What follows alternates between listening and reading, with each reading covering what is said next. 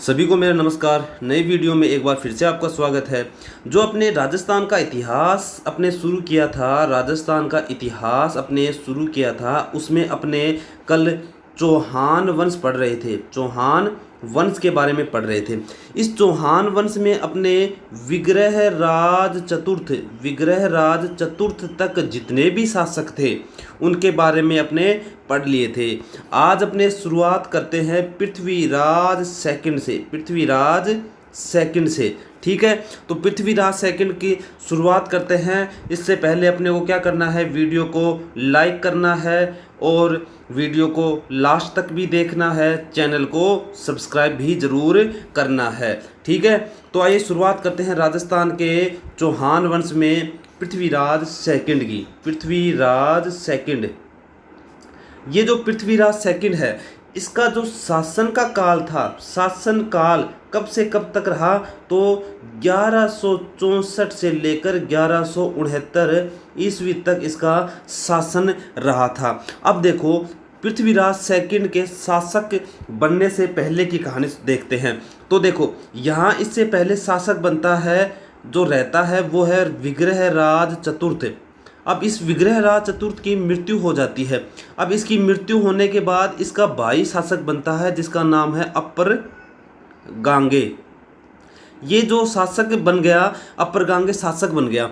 इस अपर गांगे के शासक बनने से ये पृथ्वीराज सेकंड खुश नहीं था। ये क्या शासक बनना चाहता था। अब ये क्या करता है, चोरी छुपे आकर इसकी हत्या कर देता है। किसकी? अपर गांगे की हत्या कर देता है और खुद क्या बन जाता है, शासक बनता है चौहान वंश का। अब देखो, अब ये हत्या करना इसके साथ इसका पुराना संबंध रहा था। देखो, इसके पिता का नाम था जगदेव। किसकी बात कर रहे हैं अपने? पृथ्वीराज सेकंड की। इसके पिता का नाम था जगदेव। अब ये जगदेव कौन था? तो देखो, अपने पहले पढ़े थे चौहानों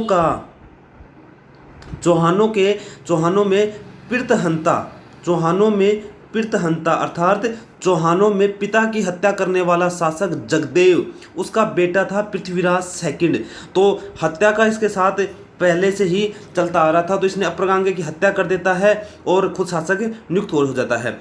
अब इस चक्कर क्या पड़ता है आगे जाके कि इसके कोई संतान नहीं थी और ये इसकी निसंतान मृत्यु हो जाती है। अब अजमेर के जो जितने भी सामंत थे, अब उनकी समस्या आती है, भाई शासक किसको बनाएं। अब शासक बनाएं तो किसको बनाएं, लेकिन उनको कोई कुछ नहीं सूझता। तो अब देखो, किसी एक सामंत का नज़र पड़ती है, उसका ध्यान जाता है कि भाई एक सोमेश्वर नाम का अपना एक राजकुमार है, सोमेश्वर चौहान, एक शासक अपना राजकुमार है जो फिलहाल गुजरात में है। क्यों ना अपने इसको राजा बना देते हैं, क्यों ना इसको राजा या शासक बना देते हैं। तो उन्होंने ये प्रस्ताव रखा जितने भी सामंत थे उनके सामने। अब ये जितने भी सामंत थे ये खुश हो जाते हैं और इस सोमेश्वर चौहान को राजा नियुक्त कर देते हैं। अब पढ़ते हैं अपने सोमेश्वर चौहान के बारे में। ठीक है, सोमेश्वर चौहान,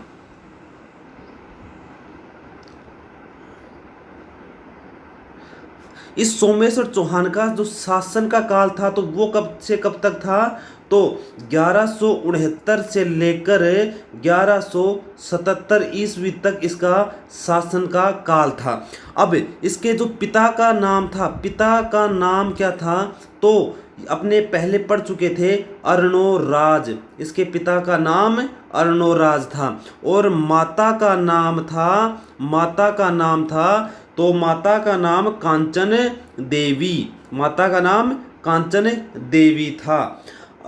अब ये जब शासक बनता है, तो शासक बनने से पहले ये कहाँ था, तो ये था गुजरात में। अब गुजरात में भी कहाँ था, तो दो राजा थे, जयसोम, एक का नाम था जयसोम व कुमारपाल। इस जयसोम व कुमारपाल का जो दरबारी था तो सोमेश्वर चौहान इनका दरबारी था। अब इसको यहाँ से बुलाते हैं और अजमेर का शासक नियुक्त कर देते हैं। ठीक है, अब ये शासक बन जाता है। अब शासक बनते ही इसने क्या करता है, अर्णोराज की मूर्तियां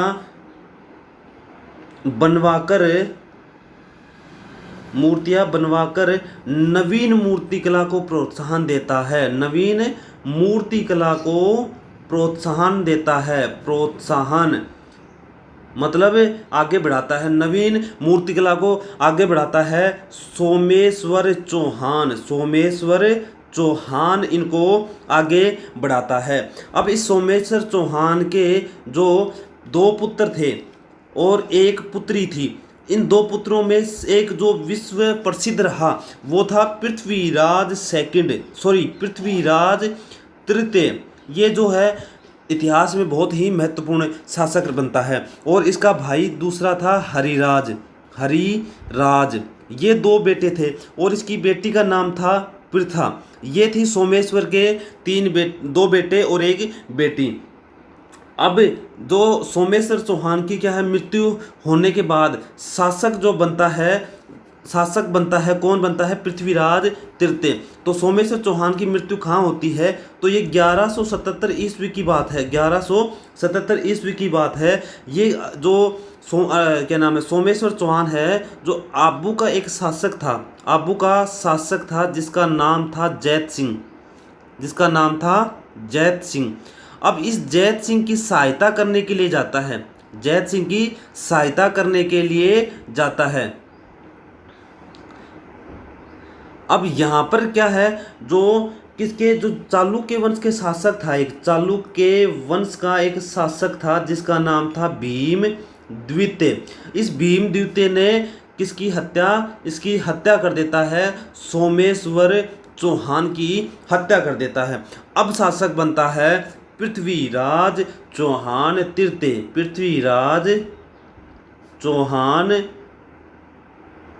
तृतीय शासक बन जाता है। इतिहास इसमें बहुत ही महत्वपूर्ण शासक। अब देखो इसका शासन का काल पढ़ते हैं पहले। शासन काल तो 1177 से लेकर 1192 ईस्वी तक इसका शासन रहता है। अब इसका जो जन्म की बात करें तो जन्म कहाँ होता है, जन्म होता है गुजरात में एक जगह है जिसका नाम है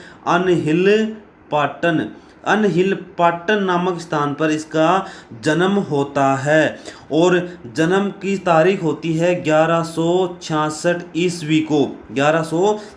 ईस्वी को इसका जन्म होता है। हिंदी महीने या विक्रमी संवत के अनुसार बात करें तो 1223 में, विक्रमी संवत 1223 में इसका जन्म होता है। और हिंदी महीने की बात करें तो ज्येष्ठ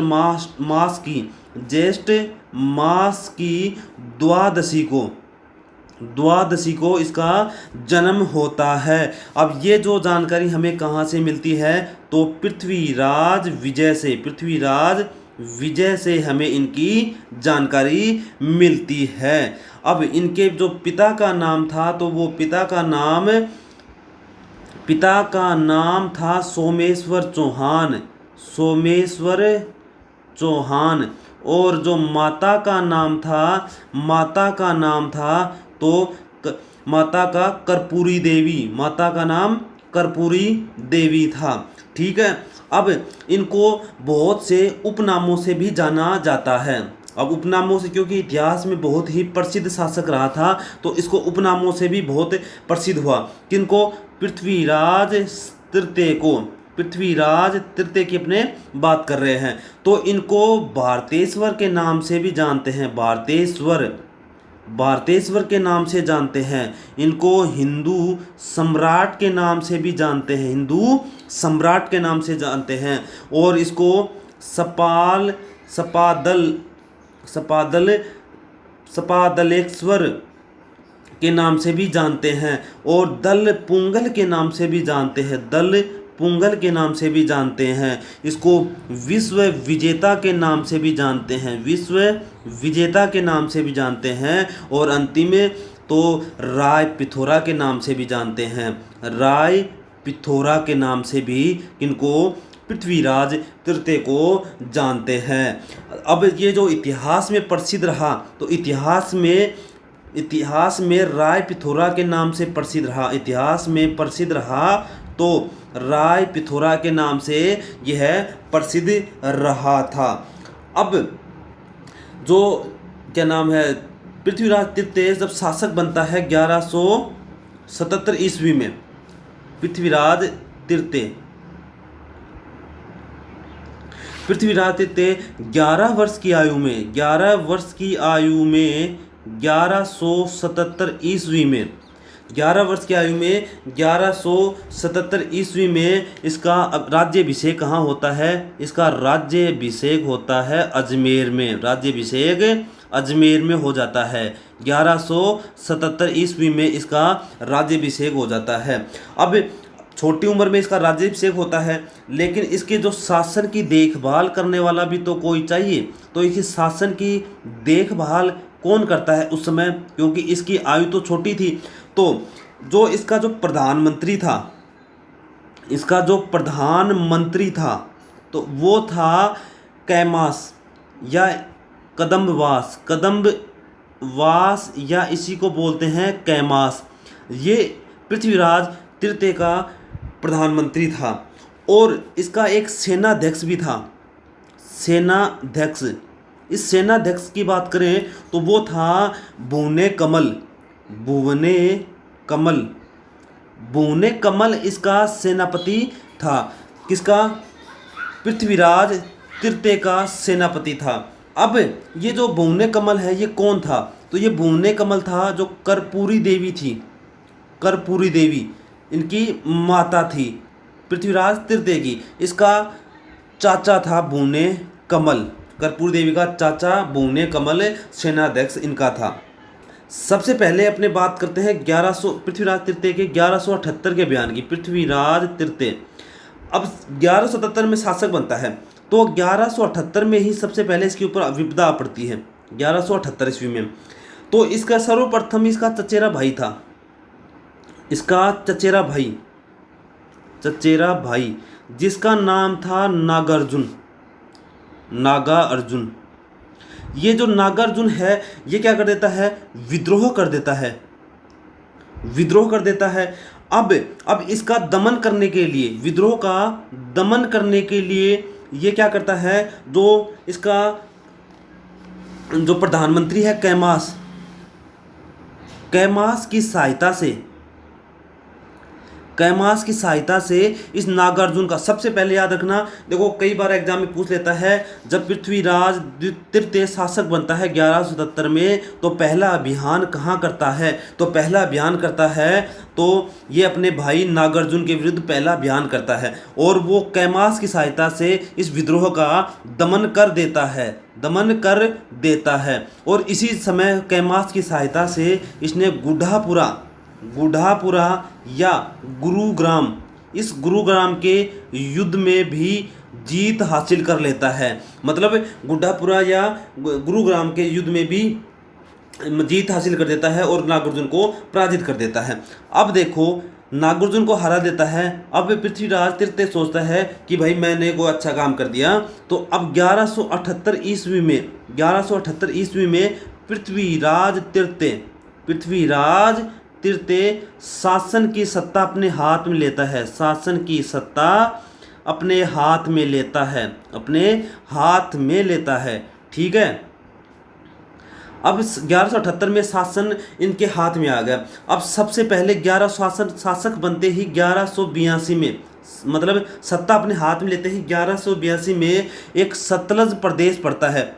सतलज प्रदेश, अब ये सतलज प्रदेश है, यहाँ पर एक बंडानक जाति है, बंडानक जाति। इस बंडानक जाति ने भी क्या कर देता है? इस बंडानक जाति का भी विद्रोह हो जाता है। इस बंडानक जाति का विद्रोह का दमन करता है 1182 में, 1182 ईस्वी में। ठीक है, बंडानक जाति का दमन हो गया 1182 में। अब 1182 में ही एक और अभियान करते हैं। 1182 में एक और अभियान करते हैं। तो 1182 की बात है, एक जगह है बुंदेलखंड या इसी को बोलते हैं जेजाक बुक्ती या इसी को बोलते हैं महोबा। क्या बोलते हैं, महोबा, महोबा। ठीक है, तो यहाँ का जो राजा था, तो यहाँ का राजा था परमार्दी देव, परमार्दी देव। अब ये राजा था, इसके सेनापति थे जिनका दो नाम था आलाह और उदल, आलाह और उदल। इन दोनों सेनापति को हरा देता है, हराता है। अब ये कहाँ हराता है, तो याद रखना महोबा को, महोबा नामक स्थान पर, महोबा नामक स्थान पर परमार्दी देव को हरा देता है, महोबा नामक स्थान पर परमार्दी देव पर हरा देता है। ठीक है, अब यहाँ के महोबा विजय के बाद क्या है कि ये जो इनका जो विश्वसनीय क्या था, सामंत था, इसका जो विश्वसनीय सामंत था, विश्वसनीय सामंत था, जिसका नाम था पंजू राय, जिसका क्या नाम था, पंजू राय। इस पंजू राय को क्या कर देता है, पंजू राय को अधिकारी नियुक्त कर देता है, कहाँ का, महोबा का, अधिकारी नियुक्त कर देता है महोबा का। ठीक है, ये बात याद रखना।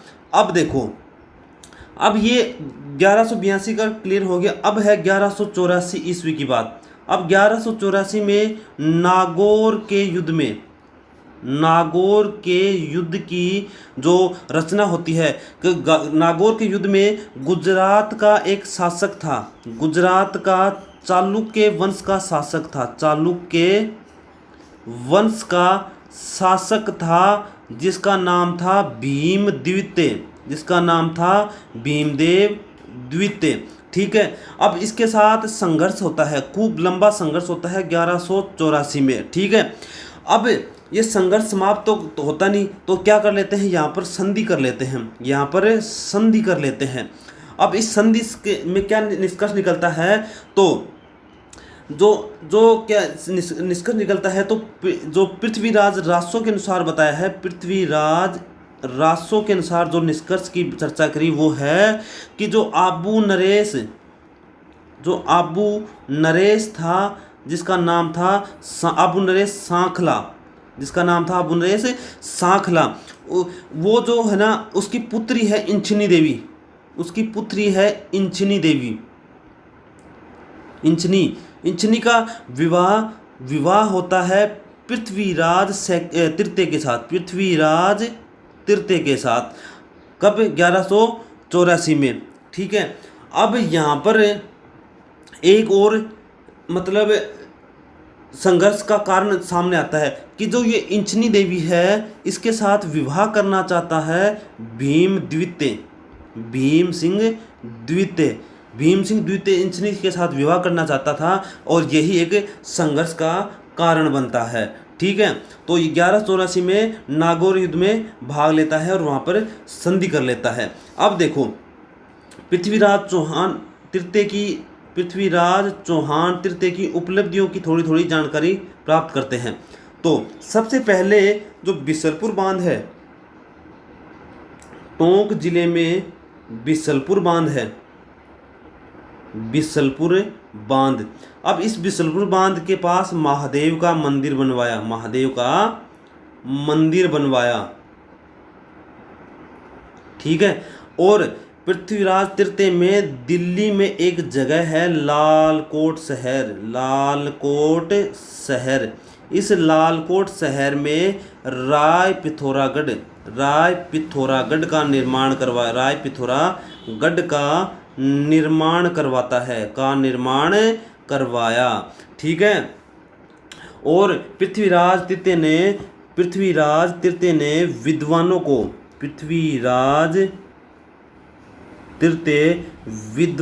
को प्रोत्साहित करने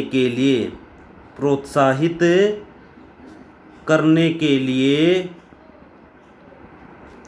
एक अजमेर में एक विभाग की मतलब स्थापना करता है। अजमेर में एक विभाग बनाता है, एक विभाग की स्थापना करता है, जिसका नाम है कला साहित्य विभाग।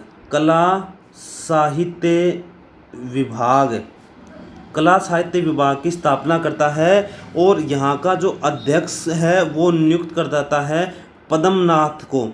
पद्मनाथ को यहाँ का अधिकारी अध्यक्ष नियुक्त कर देता है पृथ्वीराज तृतीय।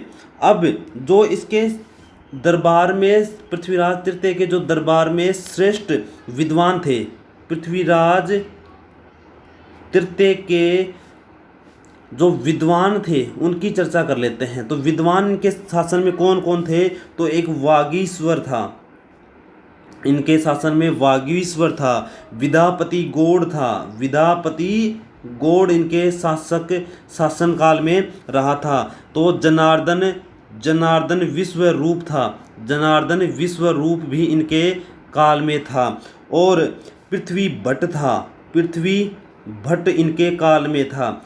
इनके काल में चंद बरदाई था, इनके काल में जयानक जैसे प्रसिद्ध विद्वान रहे थे पृथ्वीराज तृतीय के काल में। अब जो जयानक है ये कश्मीरी कवि था जिसने जो तराइन के युद्धों का वर्णन करता है, जो तराइन के युद्धों का वर्णन करता है, ठीक है, तराइन के युद्धों का वर्णन करता है।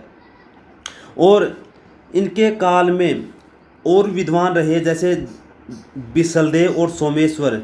जयानक, बिसलदेव और सोमेश्वर, ये तीन और याद रख लेना, ठीक है। ये इनके निम्न मतलब उच्च कोटि के विद्वान इनके शासनकाल में रहे थे।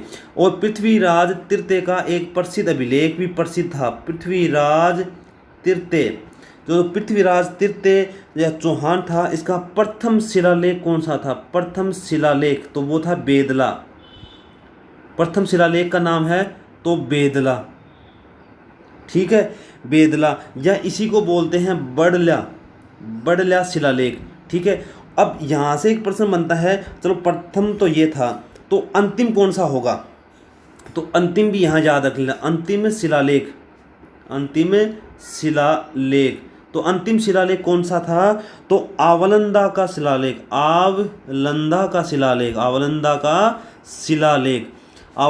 शिलालेख इनका क्या था? अंतिम शिलालेख था।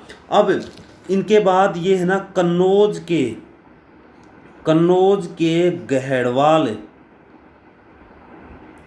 गहड़वाल वंश का राजा था जिसका नाम था जयचंद।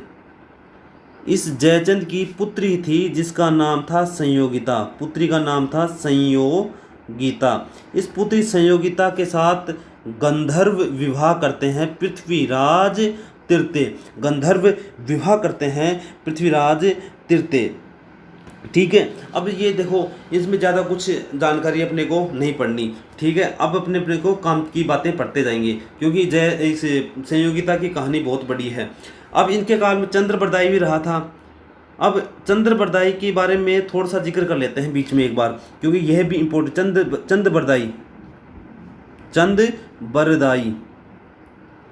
इन चंद्रबरदाई का भी थोड़ा सा जिक्र कर लेता है। तो इनका जन्म होता है 1148 में, जन्म होता है 1148 ईस्वी में, ठीक है। कहाँ होता है? लाहौर में इनका जन्म होता है, ठीक है। अब ये जो चंद्रबरदाई थे तो पृथ्वीराज जो तृतीय था उसका राजकवि, या इसको बोलते हैं मित्र व सहयोगी।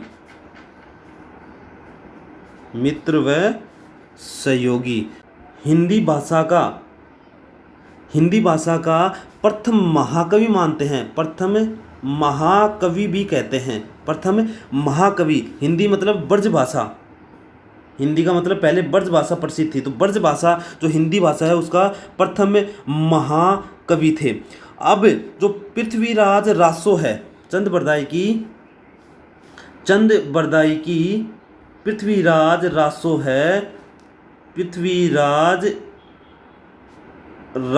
है, इसमें अंतिम भाग इसका जो पृथ्वीराज रासो है इसका जो अंतिम भाग है वो किसके द्वारा अंतिम भाग है? तो इसका जो अंतिम भाग इनके पुत्र जलहण ने पूर्ण किया। जलहण ने पूर्ण मतलब चल्हन ने पूरा किया था पृथ्वीराज रासो का अंतिम भाग। पृथ्वीराज रासो किस भाषा में? तो भाषा का तो पूछे तो पिंगल भाषा में। किस भाषा में? पिंगल भाषा में। और अब यहाँ से पढ़ते हैं तो पृथ्वीराज चौहान तृतीय का साथ मोहम्मद गोरी का युद्ध होता है। मोहम्मद गोरी का जो युद्ध होता है इसमें अलग अलग विद्वान अलग अलग बात कहते हैं, तो वो सुनते जाइए। जैसे नयन चंद्र सूरी का था, जो नयन चंद्र सूरी इसका जो रचना थी हमीर महाकाव्य। इस हमीर महाकाव्य में बताया कि 7 बार, देखो इसमें इंपॉर्टेंट लाइन है, हमीर महाकाव्य में बताया कि 7 बार मोहम्मद गोरी को पृथ्वीराज चौहान ने पराजित किया। तो देखो हमीर महाकाव्य के अनुसार कितना बताया? तो 7 बार हराना बताया था। ठीक है, हमीर महाकाव्य नयनचंद्र सूरी का था। और चंद्रशेखर का एक ग्रंथ था, चंद्रशेखर, इस चंद्रशेखर का था सुरजन चरित। इस सुरजन चरित में कितने की जिक्र हुआ? तो इसमें 21 बार, इसमें कितने बताया? 21 बार हराना बताया। मेरुतंग की प्रबंध चिंतामणि,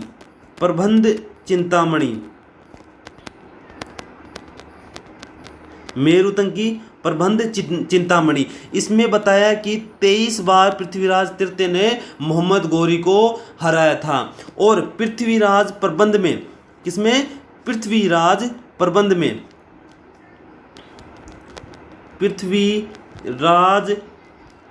में इसमें बताया कि 8 बार हराया था पृथ्वीराज चौहान ने। ठीक है, लेकिन इतिहास में जो निर्णायक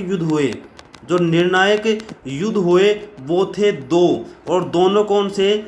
तराइन के युद्ध थे। ठीक है, और पृथ्वीराज रासो के अनुसार इसमें कितनी बार बताया? पृथ्वीराज रासो के अनुसार इसने बताया कि 21 बार हराया था। ठीक है, अब इनकी जो तराइन के युद्ध की जानकारी अपने पढ़ते हैं, मतलब तराइन के युद्धों के बारे में पढ़ते हैं। तो सबसे पहले अपने बात करते हैं तराइन के प्रथम युद्ध की। तराइन का प्रथम युद्ध। अब तराइन के प्रथम युद्ध का जिक्र करते हैं। तो तराइन का प्रथम युद्ध कब? 1191 ईस्वी में। किन किन के बीच में? तो पृथ्वीराज चौहान तृतीय व मोहम्मद गोरी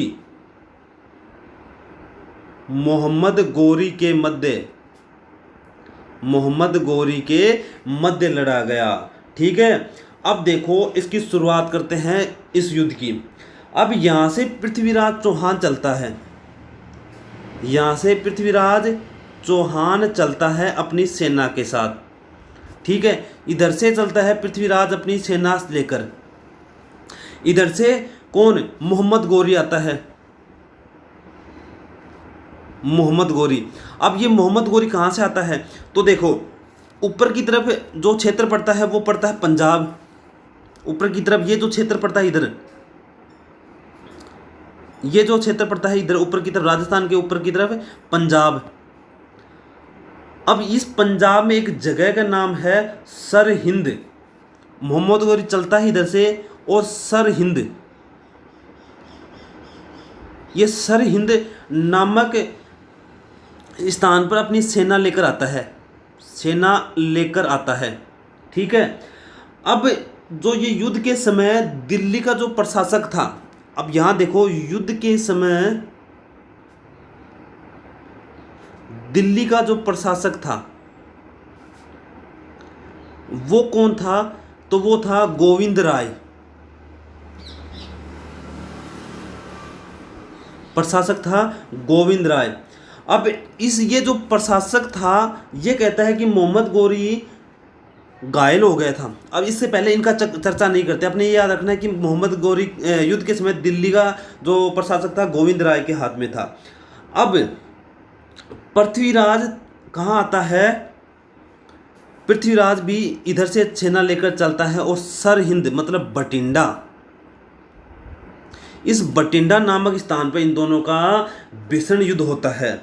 ठीक है, और मोहम्मद गोरी को यहाँ पर हारना पड़ता है, यहाँ पर हारना पड़ता है। पृथ्वीराज विजय की त्राइन के प्रथम युद्ध में विजय होती है। ठीक है, अब देखो, जो पृथ्वीराज चौहान तृतीय तबर हिंद या इसी को बोलते हैं सरहिंद, वर्तमान का बठिंडा।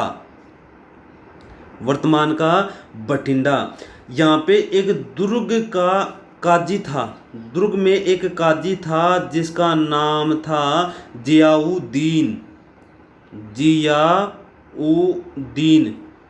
इस जियाउद्दीन को दुर्ग से पकड़ लेता क्योंकि मोहम्मद गोरी तो भाग जाता है, और काजी को क्या कर लेता है? बंदी बना लेता है। काजी को बंदी बना लेता है और यहाँ से इसको अजमेर लेकर आया।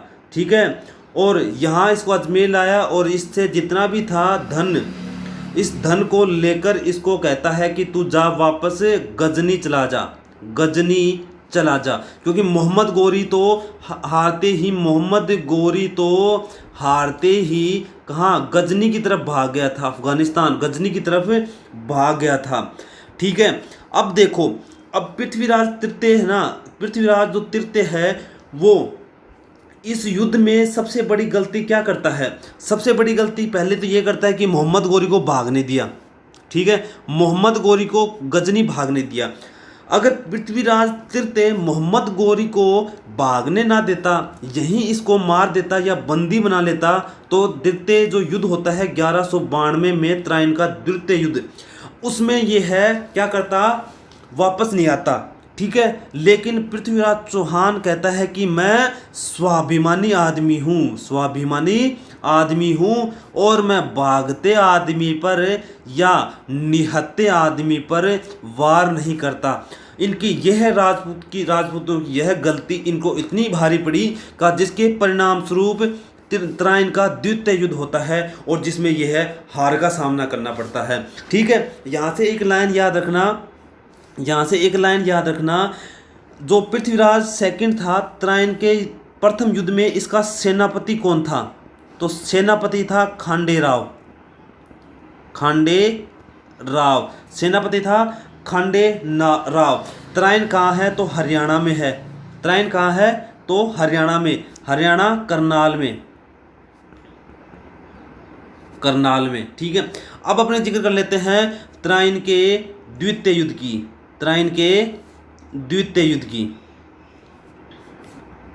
द्वितीय युद्ध,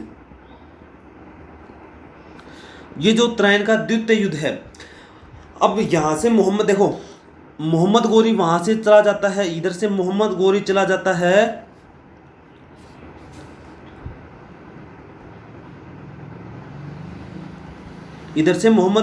जाता है गजनी। ठीक है, अब ये गजनी में जाकर अपनी हार के बारे में सोचता रहता है कि भाई मैं इस पृथ्वीराज तृतीय को कैसे हराऊं। अब इधर जो पृथ्वीराज तृतीय है वो निश्चित होकर बैठ जाता है कि भाई मैं तो इसको भगा दिया, क्या ये एक साल में वापस आ सकता है? तो पृथ्वीराज तृतीय क्या सोचता है कि ये वापस तो आएगा नहीं, अपने मतलब मस्त जिंदगी जीने लगा।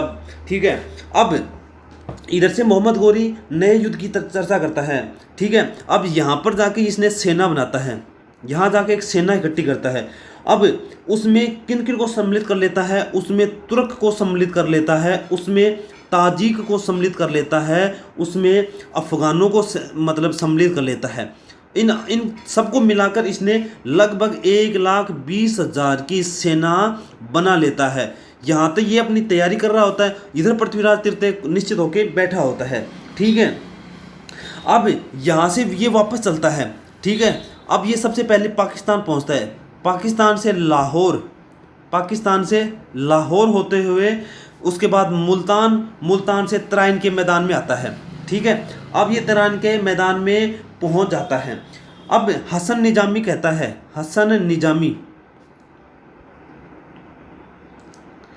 निजामी के अनुसार कहता है कि जब लाहौर पहुंचता है सुल्तान, जब मतलब मोहम्मद गोरी जब लाहौर पहुंचता है तो उसका एक दूत जिसका नाम था किवाम उल मुल्क, ये किवाम उल मुल्क इसको कहता है कि तू जा पृथ्वीराज तृतीय के पास, मतलब इस दूत को भेजता है उस पृथ्वीराज तृतीय के पास, और इसको जाकर बोल कि तू मेरी अधीनता स्वीकार कर ले। किसकी अधीनता स्वीकार कर ले? तो किसकी? मोहम्मद गोरी की अधीनता स्वीकार कर ले। इस किवाम उल मुल्क को भेजता है पृथ्वीराज तृतीय के पास। ठीक है, ये इसकी क्या थी? चालबाजी थी, मतलब दगाबाजी करने की मतलब रचना तैयार, क्योंकि ये तो पहले से ही तैयार होके आ रहा था कि मैं तो हराना ही था। अब इधर से पृथ्वीराज तृतीय को इतना आभास नहीं था कि ये इतनी बड़ी सेना लेके आता है, तो ये उसको उत्तर देता है किवाम उल मुल्क को। इस किवाम उल मुल्क को उत्तर देता है कि तेरे जो सेनापति है, तेरा जो शासक है, तेरा जो क्या है सुल्तान है, इसको बोल कि वापस गजनी चला जा। ठीक है, अब ये क्या करता है? इसको सूचना देता है। अब मोहम्मद गोरी दूसरा दूत भेजता है, पहला दूत तो वापस कर देता है, अब दूसरा दूत भेजता है जिसका नाम है रुकनुद्दीन हजमा।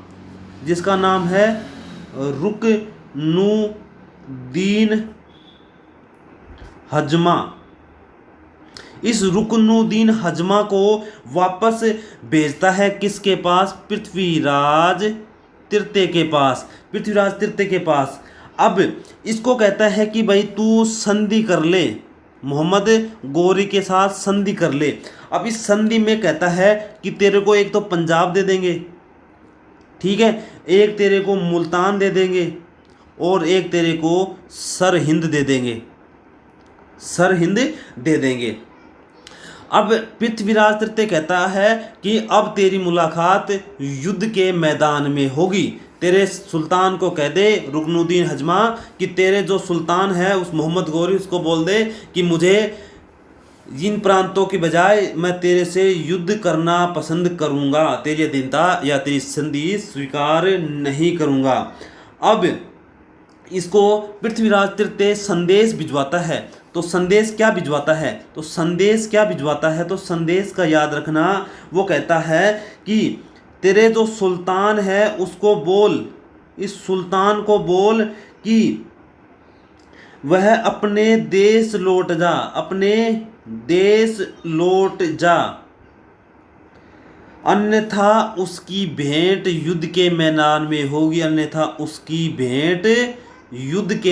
में होगी। ये उसको जवाब देता है पृथ्वीराज तृतीय मोहम्मद गोरी को। ठीक है, यहाँ से बात होती है।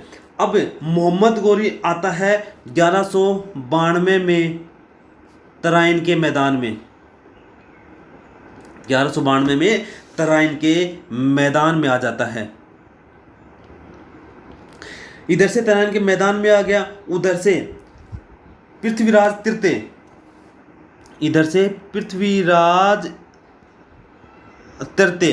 ये अपनी सेना लेके चलता है, इधर से अपनी सेना लेकर चलता है। इस सेना के साथ साथ कौन होते हैं? तो इसमें इनका मंत्री होता है, मंत्री, इनके मंत्री होते हैं। अब यहाँ पर एक गड़बड़ हो जाती है, यहाँ पर पृथ्वीराज तृतीय की गड़बड़ हो जाती है। पृथ्वीराज तृतीय के जो सेना का नेतृत्व कर रहे होते हैं, सेना का जो नेतृत्व कर रहे होते हैं, उस नेतृत्व के लेकर इसके मंत्री नाराज कर बैठता है। और इसके जो मंत्री थे सोमेश्वर, प्रताप सिंह और सेनापति उदयराज, अब पृथ्वीराज युद्ध से पहले इनको नाराज कर बैठता है नेतृत्व के कारण। ठीक है, अब यहाँ से युद्ध के लिए रवाना होते हैं और ये क्या करते हैं, दगाबाजी करना तो निश्चित था क्योंकि नाराज हो गया। और इधर से चलता है पृथ्वीराज तृतीय। अब यहाँ से युद्ध हो जाता है, इधर से मोहम्मद गोरी युद्ध कर रहा होता है, और यहाँ से पृथ्वीराज तृतीय युद्ध कर रहा होता है। अब पृथ्वीराज तृतीय क्या करता है, इस सेनाध्यक्ष का क्या नाम है, पृथ्वीराज का जो सेना अध्यक्ष है, सेनाध्यक्ष उदयराज, इस उदयराज को कहता है कि तू सेना लेकर आ, लेकिन ये उपयुक्त समय पर नहीं पहुंचता। उपयुक्त समय पर कहाँ, मोहम्मद गोरी के साथ जो युद्ध हो रहा है तराइन के मैदान में, वहाँ पर नहीं पहुंच पाता। ठीक है, अब यहाँ का जो पृथ्वीराज तृतीय है उसका सेनापति जिसका नाम था खांडेराव, जो प्रथम युद्ध में भी लड़ा था, खांडेराव, वो मारा जाता है। अब मारा जाता है तो अकेला पड़ता है पृथ्वीराज तृतीय। अब यहाँ से और इसके जो मंत्री थे जो नाराज हो गए थे, इनके जो मंत्री थे जो नाराज होकर के बैठ गया था सोमेश्वर प्रताप सिंह, वो जाकर मोहम्मद गोरी के साथ मिल जाते हैं। इनके मंत्री सोमेश्वर और प्रताप सिंह वो जाकर मोहम्मद गोरी के साथ मिल जाते हैं। और ये महत्वपूर्ण जो हार का कारण बनता है, पृथ्वीराज के हार का कारण बनता है, यही हार का कारण बनता है। अब इनके बारे में आगे थोड़ा जिक्र करते हैं। उस मिराज का एक ग्रंथ है, तबकाते ए नासिरी। इस ग्रंथ के अनुसार वो कहता है कि पृथ्वीराज तृतीय की मृत्यु हो जाती है कहाँ, हरियाणा सिरसा में। सिरसा मतलब सरस्वती, पहले इसका नाम था सरस्वती, इसका नाम था, यहाँ पर मृत्यु हो जाती है। और इसमें बताया कि हसन निजामी इसको कैद करना भी बताया, हसन निजामी के द्वारा इसको कैद करना भी बताया गया है।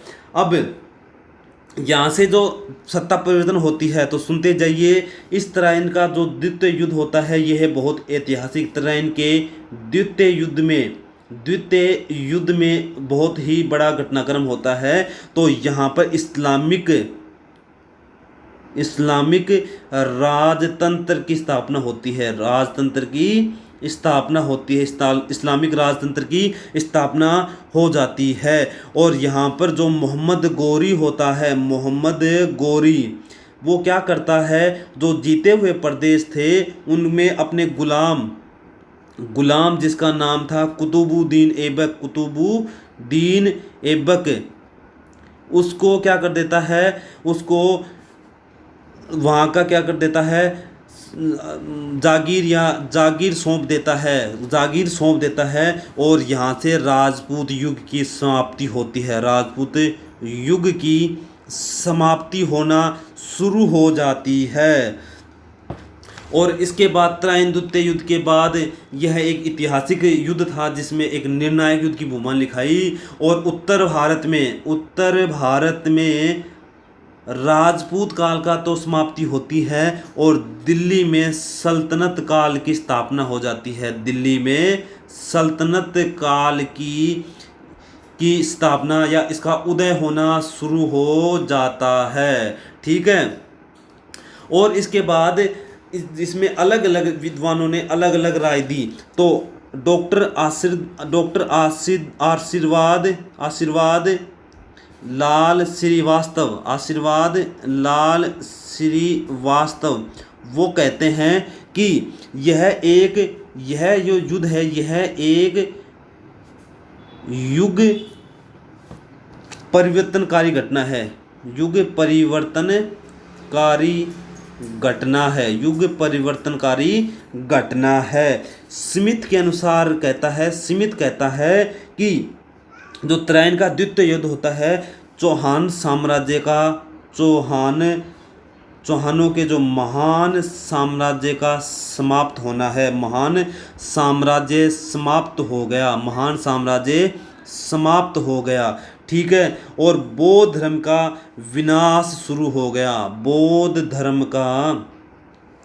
का विनाश शुरू हो गया। स्मिथ के अनुसार विनाश शुरू हो गया, ये कहता है स्मिथ।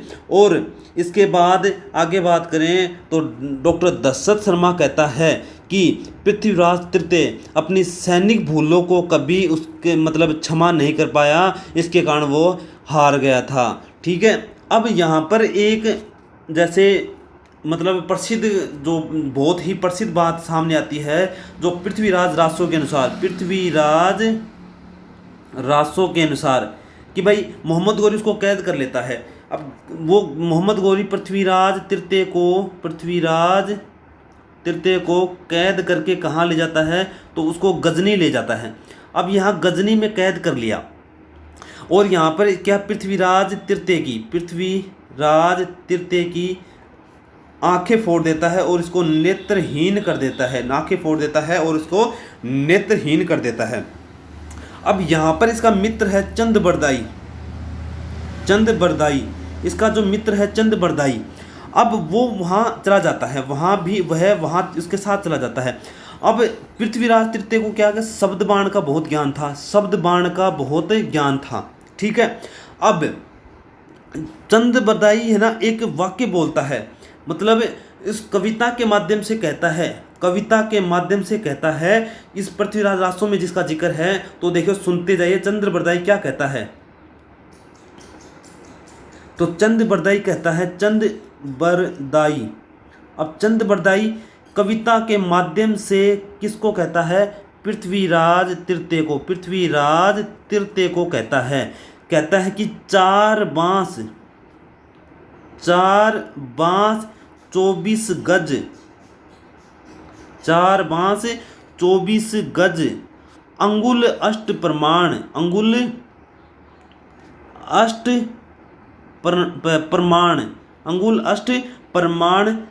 ता ऊपर सुल्तान है, मत चूको चौहान। तो ये कविता के माध्यम से पृथ्वीराज तृतीय को सुनाता है। अब इसमें कहता है कि इस शब्द भेदी बाण में कहता है कि 4 बांस 24 गज पर, ठीक है, और 8 आंगल पर एक सुल्तान बैठा है और पृथ्वीराज चौहान मत चूको और अपना शब्द भेदी बाण चला दो। और यहाँ पर क्या करता है, मोहम्मद गौरी मारा जाता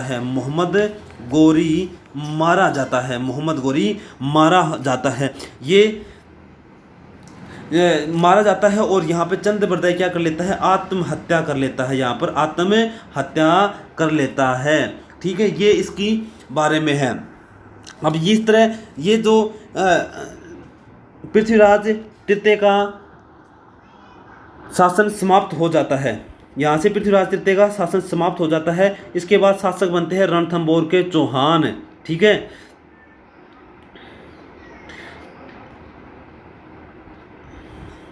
अब इसमें एक थोड़ा सा जिक्र कर लेते हैं। पृथ्वीराज जो तृतीय है उसको तराइन के युद्ध में साथ देने वाले कौन कौन थे, तराइन के युद्ध में साथ देने वाले कौन कौन से थे, तो ठीक सुनते जाना। जालोर का समर सिंह। दिल्ली का जो गवर्नर था गोविंद राय, दिल्ली का गवर्नर गोविंद राय। मेवाड़ का सामंत, ये इन्होंने पृथ्वीराज तृतीय की क्या की, मतलब मदद की थी उत्तरायण के द्वितीय युद्ध में। पृथ्वीराज को दल पुंगल कहा गया, दल पुंगल या इसको विश्व विजेता कहा गया। ठीक है, अब ये दल पिंगल क्यों कहा गया, क्योंकि यह युद्ध में पीठ न दिखाने के कारण। ठीक है, अब यहाँ से इसके बाद अपने शुरू करेंगे रणथंभौर के चौहान, रणथंभौर के चौहान। इस रणथंभौर के चौहान के बाद इसके बाद पढ़ते हैं जालोर के चौहान, और अंतिम पढ़ते हैं नाडोल और सिरोही के चौहान। और इसके बाद अपने शुरू करेंगे आमेर वंश, आमेर वंश के बारे में जिक्र करेंगे। तो बहुत बहुत धन्यवाद।